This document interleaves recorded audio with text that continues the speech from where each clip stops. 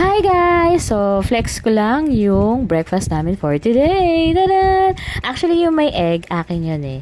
So, ito, first may maling kami, dahil agahan naman ngayon. It's either maling or spam. Masarap yan sa umaga eh. Kaya masarap nga sana kung ano, 'di ba, kung fried rice. Kaso wala pa kami noon. And then, meron kami fish for my mom and dad. And then, guys, kung meron kayo suggestion, comment nyo lang below. Follow me, guys. Pwede na ako makatanggap na star. So, yan, kanin na yan na may egg.